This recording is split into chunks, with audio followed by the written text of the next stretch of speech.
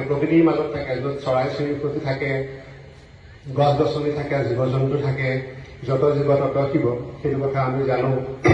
গতিকে আমি দেখিছো যে ভগৱানৰ কৃপা হলে, মানুহৰ উদ্দেশ্য সৎ হলে, মানুহৰ প্ৰচেষ্টা থাকিলে সকলো কামেই সম্ভৱ।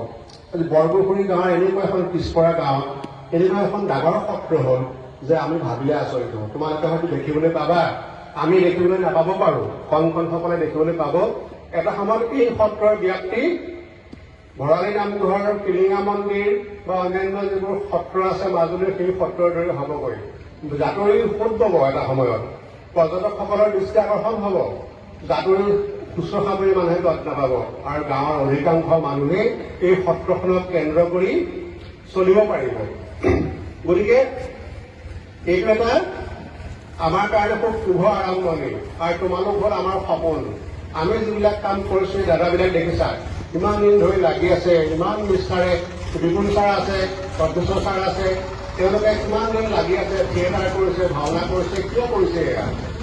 আত্মসন্তুষ্টিৰ কাৰণে নহয়, তোমালোকৰ কাৰণে এটা দৃষ্টান্ত হৈ যাবৰ কাৰণে, এটা আদৰ্শ হৈ যাবৰ কাৰণে।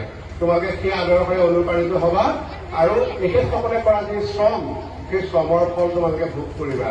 গতিকে আমাৰ প্ৰত্যেকৰ জীৱনেই তেনেকুৱা। আমি কি খাইছো, কি বৈছো, কি পিন্ধিছো, কিমান পঢ়িছো, সেইটো পিছৰ কথা। আমি সমাজৰ কাৰণে কি কৰিছো, আনসকলৰ কাৰণে কি ভাবিছো, সেইটোহে ডাঙৰ কথা।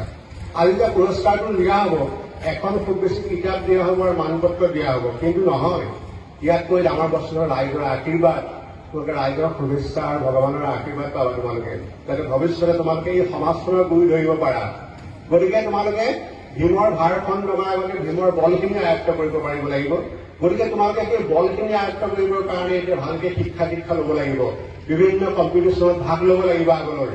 কম্পিটিশ্যন পুৰস্কাৰ বৰ ডাঙৰ কথা নহয়, পুৰস্কাৰটো বৰ ডাঙৰ কথা নহয়, কিন্তু কম্পিটিশ্যন সাহসেৰে যিবিলাকে যোগদান কৰে সেইসকল আমাৰ সদায় প্ৰশংসনীয়, সেইসকল আমাৰ সদায় মৰমৰ।